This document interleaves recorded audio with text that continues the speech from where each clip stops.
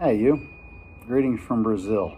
The world's just chock full of crazy right now, isn't it? Oh, man. But I've personally come a long way in my own understanding of what sets me off and such. And so I wanted to really kind of share that with you in these troubling times. The hope that maybe it'll help you. If you get something out of it, free to share. Let this help somebody else. So, your head's like a toilet. Okay, I'm not saying that you have shit for brains. I'm saying that consider it like a big square tank. I know it's really easy to see with this one, right? Think of this like the big square tank in the back of your toilet.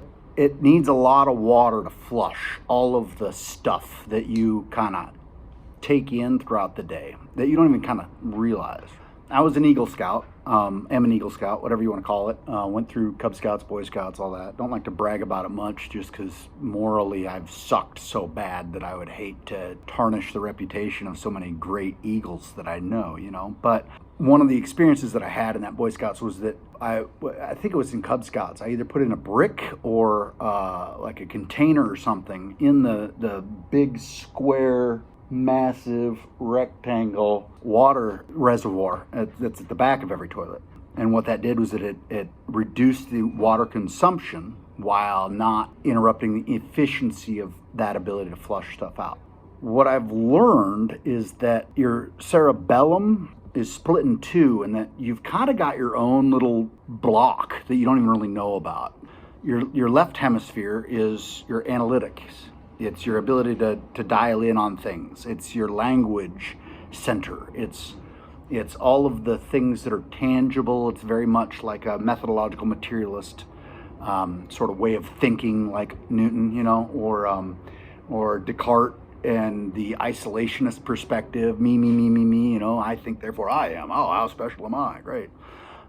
Your right hemisphere is your context, your emotion, your background, all the intangible things that are kind of connected to each other that you don't even necessarily dial in on. I mean, it's the broad picture, okay? Meanwhile, your nervous system itself is pretty much bipolar. You've got your fight or flight, your amped up, like reactionary type of the nerves, and then you've got a parasympathetic sort of reset, sedative, relaxation that if you don't activate after a fight or flight, then your body actually retains the sort of feeling it had during that fight or flight. And that can bring up memory. It can bring up trauma. It can bring up things that you've gone through. It's crazy. So I've been sober for 18 months now. Those who know me in real life are probably just blown away by that. And personally, I would say it should have been at least 36, maybe 96 months. But now I understand why. See, when I was 22, I was in Iraq. First mission, second day, I watched a Marine transport blow up.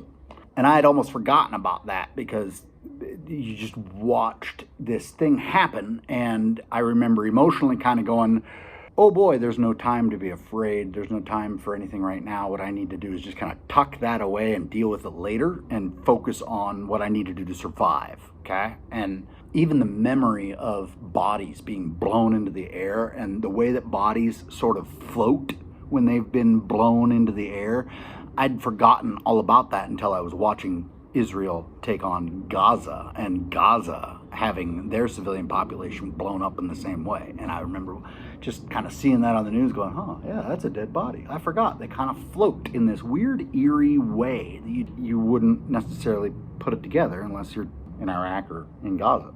I had 17 or so more missions full of all sorts of crazy that I just tucked away, and then I come home to civilian life, and all the stressors of civilian life, they don't respond to violence as a solution the way that a war zone does, you've got to solve things in a lot much different way. You've got to dial in on stuff and be a little bit more cordial in how you interact with people. I thought I would be allowed to just kind of return to fixed government like, the World War II generation was, but instead all we did was just continue the global war on terror for 20 years for nothing, except to maybe replace the ISIS leader that we had captured in Syria and moved some geopolitics there. But back to the metaphor. I probably have shit for brains, but You have a giant reservoir of resilience that needs to be vocalized.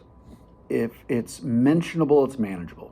I assumed that all the terror, all the trauma, all the whatever that I'd gone through, that if people loved me, what they'd do is they would force me to sit down and open up and talk to them and give me enough time until finally I was able to get it out of me. And that never happened, because who in the heck has enough time to listen to, I mean, you guys are 15 minutes in already.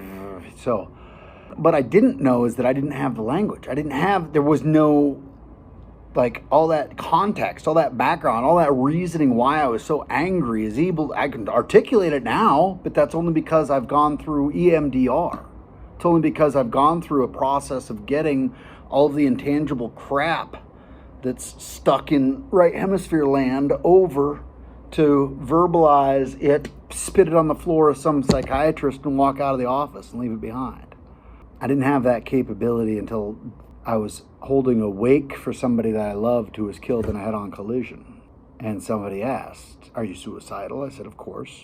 They said, "Well, there's this study going on for EMDR, eye movement desensitization and reprocessing."